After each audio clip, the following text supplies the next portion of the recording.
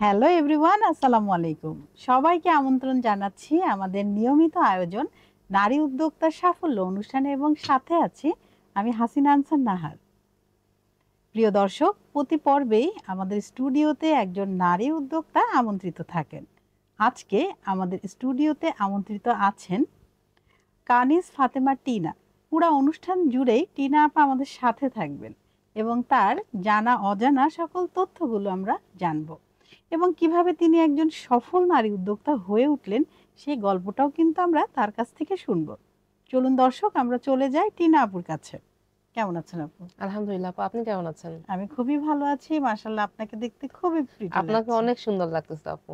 Thank you so much.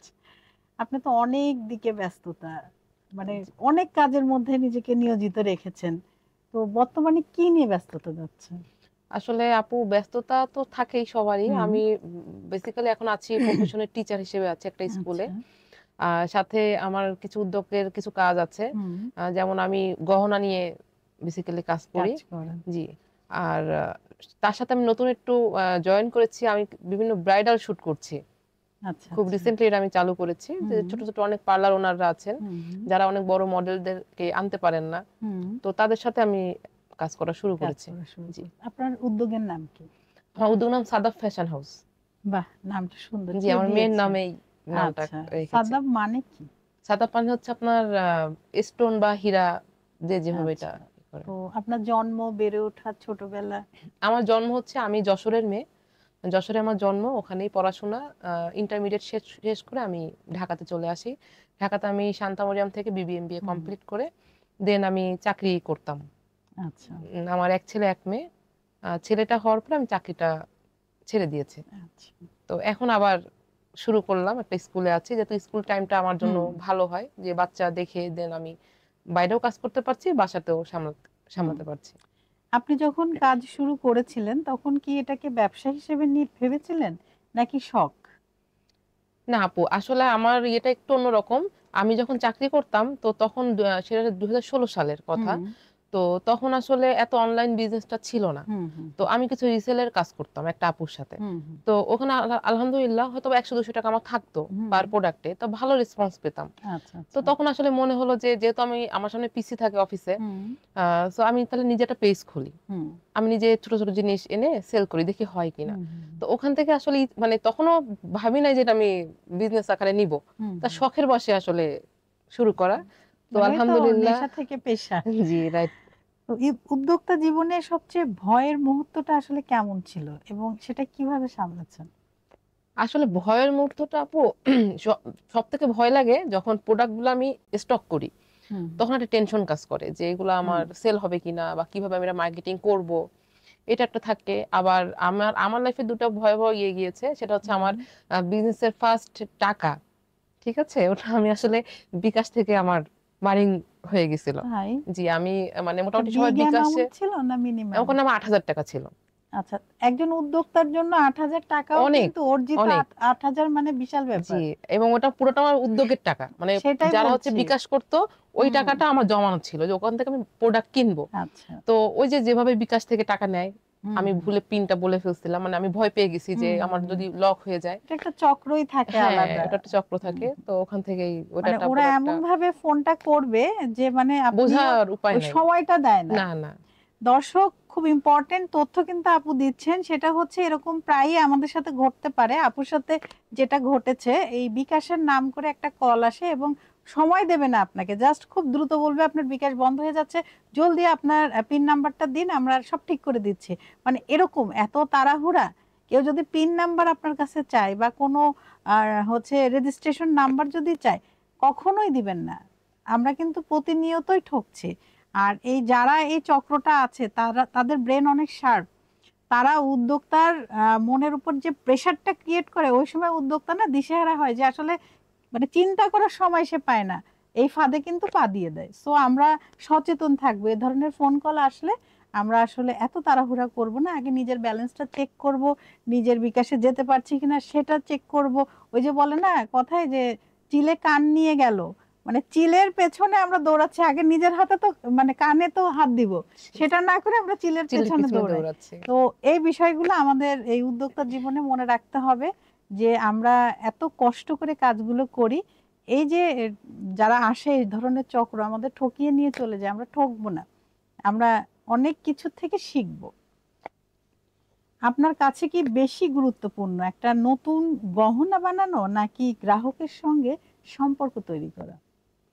আমার কাছে বেশি গুরুত্বপূর্ণ অবশ্যই গ্রাহকের সাথে সম্পর্ক তৈরি করা।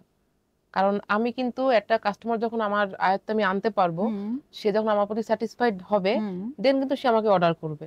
তখন হুম কিন্তু আমি গহনা বানাতে পারবো। আর গহনা বানাতে আসলে আমার খুব বেশি টাইমও লাগবে না। টাইমও লাগবে না, কিন্তু বাট একটা সম্পর্ক কাস্টমার সাথে আমার সম্পর্ক বিল্ড আপ করাটা কিন্তু হ্যান্ডেল আমার টাইম করা লাগবে। এটা আসলে একটু হ্যাঁ। সময়ের ব্যাপার। অনেকে ভাবে ব্যবসা মানে শুধু টাকা আর টাকা। আপনার কাছে আসলে ব্যবসার আসল আনন্দটা কোথায়? আমার কাছে আসল আনন্দ আপু যে আমি একটা কাজের মধ্যে আছি, হুম আমার অনেক মানুষের সাথে পরিচয় হচ্ছে, এইটা হুম আমার কাছে হুম বেশি আনন্দ। হুম। টাকা তো আসলে আপু, আপনি চাকরি করে তো টাকা ইনকাম করতেছেন, টাকা কিন্তু যে কোনো যে পথেই কোনো করা পথেই যায়। ইনকাম করা যায়। হ্যাঁ অবশ্যই। কিন্তু বিজনেসটা হচ্ছে আপনার স্বাধীনতা, নিজের একটা স্বাধীনভাবে হুম আপনি কাজ হুম করতে পারছেন। হুম এই যে আজকে আপনার সাথে আমি কথা বলছি, এটা হুম কিন্তু হুম। আমার বিজনেসের পারপাসে আমি আপনার কাছে এসেছি। হ্যাঁ, আদারওয়াইজ কিন্তু আপনি আমাকে ডাকতেন না। আপনার হয়তো অনেক টাকা, বাট আপনাকে আমি কেন কেন ডাকবো? ডাকবেন? টাকার জন্য তো জি, ডাকবো না। রাইট। আপনার কাজের জন্য জি, আপনাকে স্বীকৃতি দেয়া হ্যাঁ। হবে, সেটাই। তো শুরুতে আসলে পরিবার বা সমাজ থেকে কি কোনো বাধা এসেছিল, তো সেটা কিভাবে মোকাবেলা করেছেন? না, আলহামদুলিল্লাহ আমার ফ্যামিলি খুবই সাপোর্টিভ। আমার বাবা-মা দুজনই চাকরিজীবী ছিলেন। ছোটবেলা থেকেই আমি দেখেছি। আর আমার বাবার একটাই ইয়ে ছিল যে, আ কিছু করো। হুম, সেটা তুমি চাকরি করো আর বিজনেস করো। বাট মেয়ে হিসেবে ঘরে বসে থেকো না। কিছু একটা কিছু করো। একটা করো, কাজের মধ্যে থাকো। বাহ এটা চমৎকার! অনেক বড় সাপোর্ট। আর আমার হাসব্যান্ডও অনেক সাপোর্ট দেয়। হুম কারণ হুম আমি যখন প্রোডাক্ট কিনতে যাই, হুম মানে হুম আমার যে মেটেরিয়ালস গুলা, এগুলা কিন্তু আমি আপনার সেই চক বাজারে যাই কিনতে। তো আমার হাসব্যান্ডের কাছে আমার বাচ্চাদেরকে রেখে আমি সারাদিনের জন্য হুম। কিনতে যাই। বা কত বড় আমি প্রচুর সাপোর্ট! মেলায় আমি অ্যাটেন্ড স্টল করেছি। জি। নিচ্ছেন। তো আমার একটা মনে আছে, একটা মেলা আমি করেছিলাম একটা উদ্যোক্তা ফোরামের একটা ইয়ে থেকে যমুনা ফিউচার পার্কে। ওটা অনেক হুম বড় একটা মেলা ছিল। তো আমার মানে আমি যে গহনা তৈরি করতেছি, পরে আমার হাসব্যান্ড আমার সাথে বসে গেছে তৈরি করতে। এবং করতে, করতে সে রাত ৩টা পর্যন্ত আমার সঙ্গে গহনা তৈরি করছে। দেন আর পারে নাই, চলে গেছে। আর আমি তৈরি করতে, করতে সকাল ভোরের আজান দিয়ে দিছে। এই পুরা এইভাবেই এইভাবেই আমি ওই সকালে স্টলে আবার স্টলে স্টলে ছিলেন। গিয়েছি। তো এটা তো সে আমাকে সাপোর্টটা না দিলেও পারতো। সে ওই হ্যাঁ। সাপোর্টটা দিয়েছে বিধায় আমার একটু কাজটা আরো হুম আগায় হুম গেছে। মানে হুম। ওগুলো করতে গেলে আমার হয়তোবা ভোরের থেকে আরো বেশি বেশি হতো। হতো। তো এই সাপোর্টটা আমি আসলে পেয়েছি। দর্শক ফ্যামিলি সাপোর্ট অনেক বড় একটা জিনিস, বিশেষ করে যারা নারী উদ্যোক্তা আছেন। আপনারা তো সবাই জানেন উদ্যোক্তা মানেই চ্যালেঞ্জ, আর সেখানে যদি নারী শব্দটি যোগ হয়ে যায় তাহলে কিন্তু মহা চ্যালেঞ্জে পরিণত হয়ে যায়। সো আমরা আসলে যে কাজই করি মহা চ্যালেঞ্জে। আর এই সময় যদি আমাদের পারিবারিক সাপোর্টটা পাই, বিশেষ করে হাজবেন্ড যে কিনা সবচেয়ে কাছের একজন নারীর জন্য, যেমন আপাকে সাপোর্ট করে আমাদের ভাইয়া, ভাইয়া যদি আজকে এই অনুষ্ঠানটা দেখে থাকেন তাহলে ভাইয়া আপনাকে অনেক অনেক ধন্যবাদ। এভাবেই আপুর পাশে থাকবেন এবং আরো আমি ভাইদেরকে বলবো তারা যেন তার ওয়াইফকে সাপোর্ট করে ভালো কাজে। তাহলে কিন্তু আমরা যারা নারীরা আছি আমরা অনেকগুলো কাজ একসাথে করতে পারবো আর খুব সুন্দর করে করতে পারবো। মানে মানসিক কোনো টেনশনও থাকবে না, সাপোর্ট পাবো। জি। আপনি যখন নতুন কিছু বানান তখন কি সবসময় ব্যবসার কথা মাথায় রাখেন নাকি একেবারে নিজের মনের মতো করে কাজ করেন? এটা হচ্ছে আপু, যদি কোনো কাস্টমার আমাকে কাস্টমাইজ করে দেয় যে আপু আমাকে এই ড্রেসটার সাথে ম্যাচিং করে হুম হুম দিতে হবে, তো তখন তো আসলে আমাকে কাস্টমারের কথাটা চিন্তা করতে হবে। হুম আর যখন আমি নিজের মতো করে বানাই তখন অনেক চিন্তা ভাবনা করি যে কি কালার দিব, হুম কি হুম রঙের হুম হুম। পুঁথি দিব, এটা জাস্ট মনের মানে ওইটা মাধুরী হ্যাঁ মিশিয়ে মিশিয়ে, মানে এখানেই তো তৈরি করি। সৃজনশীলতা জি, জি, একজন উদ্যোক্তার, যে জি। সে তার সৃজনশীলতার বুদ্ধিদীপ্ত শক্তি দিয়ে সে কি প্রোডাক্টটা রেডি প্রোডাক্ট রেডি করছে। করতেছে। মানে এক গজ কাপড়কে কিন্তু যারা উদ্যোক্তা থাকে তারা ব্যবসায়ীরা কি করে সরাসরি অল্প দামে কিনে বেশি দামে বিক্রি বিক্রি করে, করে। কিন্তু একজন উদ্যোক্তা কি করে, মানে আপনি হলে কি করবেন ওই প্রোডাক্ট বা একটা কাঠই যদি আপনি কিনে আনেন সেই কাঠটাকে সুন্দর কিভাবে করে কালার আপনার করে একটা, গহনা হ্যাঁ। বানানো যায়, শেপ জি, দিবেন, জি। রং তুলির ছোঁয়া দিবেন, একটা সুন্দর রূপ রূপ বের করে বের করে তারপরে ওটাকে প্রেজেন্ট করবেন, প্রেজেন্ট করব। সেল করবেন। জি, জি। এই জন্য কিন্তু বলে যে উদ্যোক্তা যে কাজ করে সেটা হচ্ছে ক্রিয়েশন, ক্রিয়েশন, আর ব্যবসায়ী যে কাজ করে সেটা হচ্ছে কালেকশন। Collection, right. যে ওরা তো অনেকে কিন্তু কিনে এটা এনে বোঝে সেল না। করতেছে। অনেকে ব্যবসায়ী যারা আছে নিজেদেরকে উদ্যোক্তা আজকাল বলছে, কিন্তু আসলে তা না। না, না। আবার যারা রিসেলর তারা আবার মনে করে যে আমরা উদ্যোক্তা, কিন্তু এটা না, এটা কিভাবে তো না। এটা একটু আমি নিজে বলবেন এই কাজ করেছি বিষয়গুলো? তো। রিসেলারটা হচ্ছে আপনার জাস্ট আপনি আপনার প্রোডাক্টটা আমাকে দিয়ে সেল করাচ্ছেন। হ্যাঁ আপনার একটা প্রোডাক্ট আমি জাস্ট ওটা মার্কেটিং করে হয়তো বা আপনার দামটা কিন্তু ঠিক আছে, ওটা আমি 200 টাকা বেশি কাস্টমারকে বলছি, ওই 200 টাকাটা হচ্ছে আমার বেনিফিট। এখানে আপনার কোনো উদ্যোক্তার মধ্যে আসে না, কোনো কৃতিত্ব এটা আছে, বিজনেসের মধ্যেও আসে না, এটা জাস্ট রিসেলার, আমি বসে আছি। কিন্তু আমরা তো আজকাল দেখছি রিসেলাররাও পোস্ট করছে যে তিনি একজন সফল উদ্যোক্তা। সেক্ষেত্রে আসলে আমাদের আমাদের জায়গা থেকে আমাদের করণীয়টা কি? না আসলে এটাতে না উদ্যোক্তাদের ছোট করা হয়, কারণ মেইন যে উদ্যোক্তা তারা কিন্তু মানে ইয়ে হয়ে যাচ্ছে, মানে তাদের ইয়েটাকেও পাচ্ছে না, ওনারাই হাইলাইটস হচ্ছে। তো আমার মনে হয় যে এটা আমাদের একটু সচেতন হয়ে জিনিসটা করা উচিত, যে আমি রিসেলারও ঠিক আছে, আপনি একটা ইনকাম করতেছেন, আপনি নিজের পায়ে দাঁড়াচ্ছেন, সেটা আপনি বলেন যে আমি এটা কোনো রিসেলার। খাটো করছি না, না আমরা খাটো জাস্ট না, আমরা সত্যটা সত্যতা তুলে ধরছি যে হ্যাঁ আমি রিসেলার, সেক্ষেত্রে আপনি রিসেলারও ভালো, খারাপ না। না না অবশ্যই তারা উদ্যোক্তাদের হেল্প করছে, তাদের হেল্প পণ্যগুলো করতেছে, সেল সেল করায় করে সাহায্য দিচ্ছে, জি করছে, এটা একটা জি। অনেক বাট বড় একটা সাপোর্ট। উদ্যোক্তা হচ্ছে আপনি নিজের ব্রেন থেকে আপনার জিনিস তৈরি এই যে একটু করতেছেন। আগে বললেন আপনার হ্যাঁ, ক্রিয়েশন, যেটা এটা কিন্তু ক্রিয়েটিভিটি, অনেক মেধার একটা বিষয় এবং না খুবই অবশ্যই চিন্তার এটা বিষয়, গড আমি কি গিফটেড করব আসলে। এবং কোন কালারের সাথে কোনটা যাবে, এটা কিন্তু আসলে খুবই কঠিন একটা না কাজ, যে করে আসলে অবশ্যই সেই সেই জানে। জানে। তো তো তার মেধাটা তো আপনি নিতে পারবেন না, নেওয়া না উচিত অবশ্যই। উচিত না, তাই না? সো যে তো রিসেলার, দর্শক, একজন কিন্তু উদ্যোক্তা অনেক কষ্ট করে একটা পণ্য রেডি করে, আর যে রিসেলার সে সেই পণ্যটা তার কাছ থেকে নিয়ে বেশি দামে সেল করে সে বিজনেস করে, এবং যে ব্যবসায়ী হয় সে অল্প দামে জিনিস কিনে বেশি দামে সেল করে। তো এই তিনটার পার্থক্য কিন্তু আপা এবং আমি আজকে আরো সুন্দর করে শেয়ার করলাম। তো আমরা আসলে যারা রিসেলার আমরা না বলি আমরা উদ্যোক্তা, যারা ব্যবসায়ী আমরা না বলি আমরা উদ্যোক্তা, এবং যিনি উদ্যোক্তা তিনিই বলুক তিনিই উদ্যোক্তা। উদ্যোক্তা। সে নারী হতে পারে অথবা পুরুষ, সর্বক্ষেত্রে সবাইকে আমরা সমানভাবে সম্মান করি, তবে উদ্যোক্তা সবার ঊর্ধ্বে আছে, কারণ সে অনেক কষ্ট অনেক করে, কষ্ট করে, অনেক। জি এবং উদ্যোক্তা মানেই তো ঝুঁকি। হ্যাঁ। তো আজকাল যে আমরা যেটা শুনি, মানে অনেকেই চিন্তা করে যে মনে হয় কোনো উদ্যোগ গ্রহণ করলে আমাকে অনেক মূলধন লাগবে আমার, সে বিষয়ে বলুন যে আসলে কি অনেক মূলধন লাগে? না মূলধনটা আপু যেটা এটা হচ্ছে আপনার প্রোডাক্টের উপর ডিপেন্ড করবে, আপনি কি হুম নিয়ে কাজ করতে হুম চাচ্ছেন। এখন এমন অবস্থা হয়েছে যে আমি ওকে দেখে আমিও শুরু করি, কিন্তু আমি হ্যাঁ, যে কি জানি এটা আমি আমি জানি না, নিজেও চিন্তা জানি না, করতেছি না ওই সময়টাও আমার যে নেই ও জানা। ড্রেস সেল করতেছে, আমিও তার 6টা ড্রেস মানে নিয়ে আসি, নিজেকে সেল নিয়ে করে দিব চিন্তা করবো ওই সময়টা নিয়ে, না। আরেকজনেরটা নিয়ে দেখে দৌড়াদৌড়ি। এবং ঘরে ঘরে কিন্তু এখন উদ্যোক্তা হয়ে গেছে, আসলে হুম কিন্তু উদ্যোক্তা কিন্তু সবাই না, কারণ না আরেকজন কিন্তু একজনকে দেখে সে শুরু করছে, বাট তারা কিন্তু বেসিক কোনো হুম নলেজ নাই। না তো আমাকে কাজ করতে গেলে আগে চিন্তা করতে হবে আমি কোনটা ভালো জানি। হুম আমি ড্রেস জানতে গেলে আমার ড্রেসের কাপড় সম্পর্কে জানতে হবে, ওটা কোথায় আমি কম দামে হুম পাবো, হুম, অনেক, কারণ ড্রেসে কিন্তু কাপড়ে কিন্তু অনেক ভ্যারাইটিস আছে। আমি অবশ্যই। অর্নামেন্টস নিতে গেলে আমি অর্নামেন্টস কম দামে কোথায় পাবো, হুম কেমন দামে সেল করলে কাস্টমার আমি পাবো, অনেক হুম কিছু জানার বিষয় হুম আছে। হুম। তো এই ক্ষেত্রে বলবো যে মূলধন না, আপনি 2000 টাকা দিয়ে শুরু করতে পারেন, হুম, আবার 10,000 টাকা দিয়ে শুরু করতে পারেন, সেটা এটা আপনার আপনার চয়েস। চয়েস। হুম আপনি কি সিলেক্ট করবেন, আপনি কি হুম নিয়ে বিজনেস করবেন, সেটাই, এটার উপর ডিপেন্ড তার উপর করবে। জি ডিপেন্ড করে। আপু খুব সুন্দর একটি কথা বলেছেন যে আসলে আপনি আরেকজনকে দেখে উদ্বুদ্ধ হয়ে তার কাজে লেগে পড়বেন, এটা কিন্তু বেশি দিন স্থায়ী হয় না, ওই যে লসে পড়ে যাবেন, কারণ সে বিষয়ে আপনার কোনো মেধাই নেই, কোনো জ্ঞানই নেই, আপনি পূর্বে সে বিষয় সম্বন্ধে কোনো পড়ালেখা করেই আসেননি।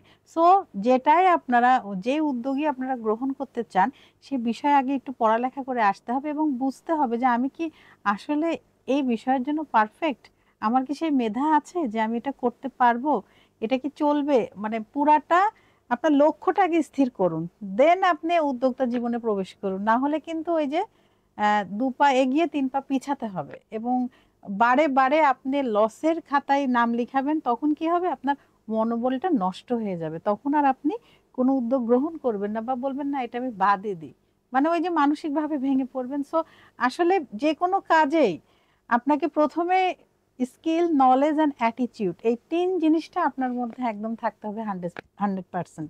তারপরে আপনি সেই বিষয়টা নিয়ে কাজ করবেন। আপনি বর্তমানে খুব বেশি ব্যস্ত কি নিয়ে? গহনা তো আছে, জি তারপর হচ্ছে আপনার যেটা বললেন ব্রাইডাল শুট ব্রাইডাল করছি, জি। শুরু করেছেন, তো বেশি ব্যস্ততা কোনটায় যাচ্ছে? আমি এখন এই ব্রাইডাল শুটটা নিয়ে একটু মানে বেশি ব্যস্ত। বেশি ব্যস্ত আছি। আচ্ছা আচ্ছা। তো গ্রাহক যদি কোনো সময় খারাপ রিভিউ দেয় তখন সেটা কিভাবে নেন? এটা আসলে খুবই চ্যালেঞ্জিং একটা বিষয়, কারণ যখন কোনো খারাপ রিভিউ আছে মানে আমি এখনো পর্যন্ত পাইনি, হুম আল্লাহর রহমতে, এটা আল্লাহর অনেক রহমত। হুম হুম বাট যদি একটা আমি পেয়েছিলাম, তো ওটা আসলে অনেক আগে পেয়েছিলাম। তো তো ওটা আসলে মেনে নেওয়াটা একটু কষ্ট হয়ে যায়, মানে তখন নিজেকে আসলে সামলানোটা একটু একটু টাফ ডিফিকাল্ট হয়। হয়ে যায়। তো তারপর বলি যে আপু সরি, নেক্সট টাইম আর হবে না, এইভাবে ম্যানেজ করি, বা বলি যে আপনি যদি চান আমি আপনার পেমেন্টটা ব্যাক করে দিচ্ছি, যদি আপনার পছন্দ না হয় আপনি ওটা দিয়ে দেন, এরকম ইয়ে হয়। তা আসলে ওরকম এখনো সিচুয়েশনে পড়ি নাই, মানে ওটা খুব ঠান্ডা মাথায় হ্যান্ডেল করতে হবে, হ্যান্ডেল করতে হবে, সেটাই ধৈর্য রাখতে হবে। ধৈর্য রাখতে হবে। আপনার মতে উদ্যোক্তার আসল শক্তি কি টাকা নাকি ধৈর্য? অবশ্যই ধৈর্য। উদ্যোক্তার মেইন ইয়েই হচ্ছে আপনার ধৈর্য। ধৈর্য না থাকলে কেউ কোনো কাজে সফলতা না। পাবে না। হুম। আর মনোবলও থাকতে হবে, নিজের মনোবল, প্রতি ধৈর্য মানে কি, আত্মবিশ্বাস। মনোবল থেকে তো আপনার হুম। ধৈর্যটা আসবে, আদারওয়াইজ তো আপনি আপনার ধৈর্যটা আত্মবিশ্বাসীও আসবে না। হতে হবে যে হ্যাঁ, না আমি এটা পারবো, পারবো, এটা করতে করতে পারবো। পারবো। ওই যে জি, দমও না থাকা না যাবে না। না না, বাজারে এত প্রতিযোগিতা তবুও নিজের ব্র্যান্ড আলাদা রাখেন কিভাবে? এইটা ওই যে স্কিল, স্কিল দিয়েই আপনাকে আলাদা রাখতে হবে। হুম। যেমন আমি ফার্স্টে যখন কাজ শুরু করেছি, আমি কিন্তু চকের থেকে রেডিমেড গহনা নিয়ে আসতাম, এনে আমি সেল করতাম। তখন তো 16 সালের কথা, বাট এখন কিন্তু রেডিমেড গহনা কিন্তু অ্যাভেলেবল সব পেজে পাওয়া যাচ্ছে। হুম। আপনি চক থেকে যেটা আনবেন ওটা আপনি অন্য পেজে 10টা পেজে পাবেন, হুম। হয়তো প্রাইসটা একটু ডিফারেন্স থাকবে, আমার বেশি তার কম, তার বেশি আমার কম। হুম। তো ওখান থেকে আপনাকে ক্রিয়েটিভিটি বের করতে হবে যে না, হুম। আমি নিজের থেকে যেটা আর কারোর কাছে নাই, হুম। এভাবে একটু আপনাকে টিকে আনকমন হ্যাঁ, কিছু, আনকমন কিছু। এক্সেপশনাল জি কিছু। এবং এই যে বিভিন্ন ফেস্টিভ্যাল হয়, জি আমাদের বিভিন্ন অনুষ্ঠান, বিভিন্ন সময় যেমন বৈশাখ, তারপরে ঈদ, তারপরে কোরবানি ঈদ, তারপরে অনেকগুলা তো ফেস্টিভ্যাল আসে, তো সেই হিসেবে কি আপনারা গহনাগুলো তৈরি করেন? হ্যাঁ হ্যাঁ, এটারও আপনার একটা ভেরিয়েশন, যেমন আপনার আহ, আমি অ্যাকচুয়ালি কাঠের গহনা নিয়ে কাজ করি। হুম। আপনার এগুলো হচ্ছে পয়লা বৈশাখে বেশি চলে, হুম। ঠিক আছে, পয়লা বৈশাখ। আর স্টোন যেগুলো দেখতে পাচ্ছেন আসলে এই ড্রেসের সাথে আসলে কাঠের গহনা যায় না। যায় না, হ্যাঁ। কাঠের গহনার জন্য শাড়িও আলাদা, প্যাটার্ন কিন্তু পুরোটাই আলাদা। হ্যাঁ, এটা মানে এটা তো অন্যরকম একটা হ্যাঁ শৈল্পিক হ্যাঁ, একটা ভাব শৈল্পিক একটা থাকে। ভাব থাকতে হয়। তো সেটাই। এই জন্য ওই পয়লা বৈশাখের সময় আমাদের বেশি যায়, ফাল্গুন, ফাল্গুন, পয়লা পয়লা বৈশাখ, বৈশাখ, তারপর 16ই ডিসেম্বর। নববর্ষ, হ্যাঁ, পয়লা বৈশাখ, এগুলো 16ই ডিসেম্বর, 16ই ডিসেম্বরে বিশেষ দিনকে বিশেষ কেন্দ্র করে দিনগুলোতে। জি জি, বাঙালিরা যে ঈদে আসলে উৎসবগুলো করে। অতটা যায় না, না, ঈদে ঈদে হচ্ছে আবার আপনার আমরা তো ভ্যারাইটিস ভ্যারাইটিস, শাড়ি, হ্যাঁ শাড়ি, ড্রেস তারপরে পরি। এই ধরনের গহনা গহনা মানুষ পছন্দ ওইগুলা করে। যায়, জি তো ওই হিসাবে ভালো সেল হয় না? হ্যাঁ। তো আপা হচ্ছে আপনি খুব বেশি সাপোর্ট কে করে আপনাকে? ভাইয়া তো করে, আর কে করছে? সব থেকে বেশি সাপোর্ট আমার মা করে। তাই আমার না? মা ছোট থেকে আমাকে সবকিছু সাপোর্ট করে আসতেছে এই হুম। পর্যন্ত। স্টিল না, আমার মা কিন্তু এখন বাসায় আছে, হুম। আমি দুইটা বাচ্চা তার কাছে রেখে আমি নিশ্চিন্তে আপনার এই প্রোগ্রামে চলে আসছি। মা তো মাই হ্যাঁ, হয়। এবং আমি ব্রাইডাল শুট গুলো করতেছি, আমার আম্মু 2 সপ্তাহ ধরে আছে, হুম। মানে নিশ্চিন্ত, ঘুম থেকে উঠে খাচ্ছি, রেডি হচ্ছে, বেরোয় যাচ্ছি, মানে টেনশন ফ্রি। একদম। আমার প্রতিটা কাজে আমার মা আমাকে সাপোর্ট করে। বাহ, চমৎকার। আন্টির জন্য অনেক অনেক হ্যাঁ, সালাম এবং অবশ্যই একটু আম্মুর জন্য। শুভকামনা জি, এবং ভালোবাসাও। আর আপনার ভবিষ্যৎ পরিকল্পনা কি? ভবিষ্যৎ পরিকল্পনা নিজেকে একজন সফল নারী হিসেবে দেখতে চাই, হুম। সেটা যে কোনো কাজেই হোক। আমি চাই নিজে কিছু করতে এবং যেন আরো 10 জনের জন্য কিছু করতে পারি, হুম। সেটাই হচ্ছে আমার বাহ, চাওয়া। চমৎকার। আপা, আমরা কিন্তু কথা বলতে বলতে অনুষ্ঠানের একদম শেষ দিকে চলে এসেছি। আপনার কেমন লাগলো নারী উদ্যোক্তা সাফল্য অনুষ্ঠানে এসে? অবশ্যই ভালো লেগেছে, এবং আপনি তো চমৎকার একজন মানুষ, থ্যাংক ইউ। আলহামদুলিল্লাহ, মাশাআল্লাহ। আর 21-এ যে টিভি প্রোগ্রামে আমি আসলাম, ওনাদেরকে অসংখ্য অসংখ্য ধন্যবাদ। এবং যদি কেউ আসতে চান এই প্রোগ্রামে, অবশ্যই আপুর সাথে যোগাযোগ করবেন, অথবা এই অফিসে যোগাযোগ করবেন যে আপনি নতুন উদ্যোক্তা বা উদ্যোক্তা হয়েছেন, আপনি আপনার গল্পগুলা শেয়ার করার জন্য আসতে চাচ্ছেন, তো অবশ্যই অফিসে যোগাযোগ করলে আপনাকে নিয়ে আসা হবে। তো সবাইকে অনেক অনেক শুভকামনা। আপনার জন্য অনেক অনেক শুভকামনা। আবারও নতুন কোনো আয়োজনে আপনার সাথে আমাদের দেখা হবে। ওকে আপু, ভালো ধন্যবাদ আপনাকে। থাকবেন। Thank G. ইউ। দর্শক, আপনারা যারা এতক্ষণ আমাদের সাথে ছিলেন, আপনাদের সবাইকে অসংখ্য ধন্যবাদ। আপনারা চাইলে কিন্তু আমাদের এই অনুষ্ঠানে জয়েন হতে পারেন। সেক্ষেত্রে আমাকে ইনবক্স করতে পারেন, অথবা আমাদের ইমেল অ্যাড্রেস আছে, সেখানে আপনার সিভি দিতে পারেন, অথবা আমাদের এই পোস্টের কমেন্ট বক্সে কমেন্ট করে জানাতে পারেন। আমাদের অফিস থেকে আপনাদের সাথে যোগাযোগ করবে। প্রতি পর্বে আমাদের প্রত্যাশা থাকে নারীর সফলতা এবং স্বাবলম্বিতা। প্রতিটি নারীর জীবনই হয়ে উঠুক সফলতায় ভরা। এই কামনায় শেষ করছি আজকের মতো। আমি হাসিনা আনসার নাহার, আবারও নতুন কোনো অতিথিকে নিয়ে আপনাদের সবার মাঝে আমি উপস্থিত হব। ততক্ষণ পর্যন্ত আপনারা সবাই ভালো থাকুন, সুস্থ থাকুন এবং আমাদের সাথে থাকুন। আল্লাহ হাফেজ।